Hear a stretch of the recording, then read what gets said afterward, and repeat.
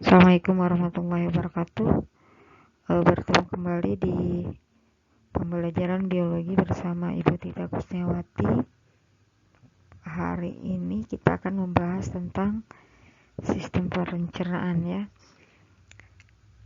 Tetapi sebelumnya Ibu mohon maaf, videonya kameranya di off karena Ibu sedang tidak enak badan. Mudah-mudahan tidak mengurangi proses pembelajaran kita hari ini ya. Kita mulai saja dari pengertian sistem pencernaan makanan. Adalah sistem organ di dalam tubuh manusia yang berfungsi untuk menerima makanan, mencerna menjadi zat gizi dan energi, menyerap zat-zat gizi ke dalam aliran darah, serta membuang bagian makanan yang tidak dapat dicerna atau merupakan sisa proses tersebut di dalam tubuh. Di dalam sistem pencernaan ada dua pencernaan yang terjadi, prosesnya yaitu pencernaan fisik dan kimiawi, di mana pencernaan fisik itu makanan dihancurkan menjadi lebih kecil, biasanya dilakukan oleh gigi dan lambung. Sementara pencernaan kimiawi yaitu pencernaan yang menggunakan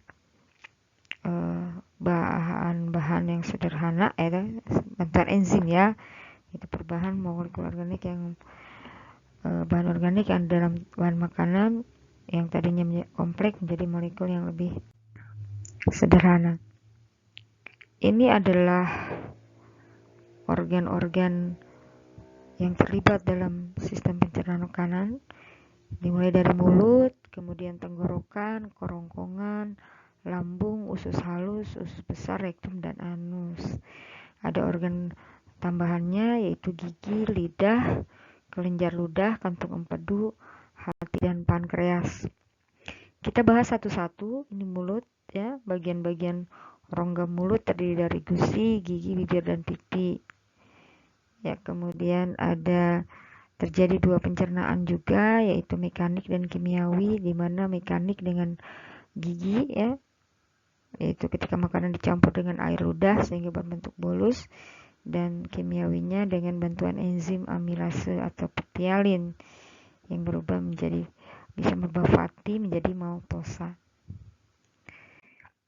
Gigi ada dua jenis, ada gigi sulung dan gigi tetap. Ya, kalau gigi sulung itu gigi susu ya, biasanya pada anak usia 6 sampai 7 tahun. Sementara kalau gigi permanen atau gigi tetap itu usia 6 sampai 18 tahun. Ada 3 jenis gigi, yaitu gigi seri, taring, dan geraham. Seri untuk memotong, taring untuk merobek, dan geraham untuk mengunyah. Kemudian terdapat lidah ya, di rongga mulut terdapat lidah yang fungsinya untuk mengaduk makanan, kemudian membantu proses pembentukan suara, kemudian sebagai alat pengecap dan membantu proses menelan. Lidah terdiri ada otot lurik ya, karena bisa digerakkan secara sadar. Kemudian ada 3 bagian pangkal lidah, punggung lidah, dan ujung lidah. Masih di dalam rongga mulut terdapat kelenjar ludah. Kelenjar ludah yang ada 3, parotis, sublingualis, dan submandibularis. Anda boleh baca ininya ya. Apa itu kelenjar ludah? Kelenjar ludah itu kelenjar yang bisa menghasilkan air ludah atau saliva yang berfungsi untuk membasahi rongga mulut dan makanan. Kita kurang lebih menghasilkan saliva itu 1600 saliva, terdiri dari air, kemudian ada urea, lendir, bikarbonat, dan lisozim, serta yang terpenting adalah enzim amilase. Apa yang bisa merangsang saliva adalah rangsangan parasimpatis. Ketika adanya makanan di rongga mulut, membawi, melihat, dan memikirkan makanan. Kemudian ada faring, ya, faring. Anda bisa lihat di sini, faring adalah organ yang menghubungkan rongga mulut dengan esofagus, kurang lebih panjangnya 7 cm. Ada 3 jenis, nasofaring, orofaring, dan larofaring. Kemudian selanjutnya ada esofagus. Jadi esofagus adalah penghubung makanan menuju ke kerongkongan berupa otot yang panjangnya 25 cm ya, sehingga makanan masuk ke dalam lambung. Ini lambung ya. Lambung itu terdiri dari fundus, pylorus, dan kardiak. Kardiak, fundus, pylorus ya. Kardiak, fundus, pylorus. Kemudian fungsi lambungnya menampung makanan, menghancurkan dan menghaluskan makanan oleh gerak peristaltik lambung dan getah lambung. Kemudian ada enzim yang dihasilkan yaitu pepsin, renin, HCl ya, dan lipase. Kemudian usus halus fungsinya adalah untuk menerima zat makanan yang sudah dicerna melalui kapiler darah dan limfe, menyerap protein dan karbohidrat dalam bentuk asam amino. Ini getah usus yang dihasilkan. Ada enterokinase, erepsin, laktase, maltase, sukrosa. Jadi bagian usus halus itu ada dua, yaitu ada 3 ya, ada usus 12 jari, ada yeyunum, dan ada ilum. Ini Anda bisa lihat usus halusnya, bagian-bagiannya, kemudian usus 12 jarinya, ya. Yang pasti di dalam usus 12 jari ini dihasilkan empedu, ya, untuk mengemulsikan lemak.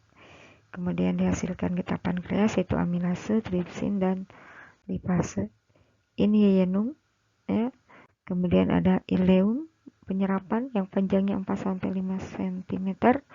Di ileum ini ususnya berbentuk jonjot ya, menyerap asam amino, glukosa, vitamin, dan mineral yang akan diangkut ke kapiler darah.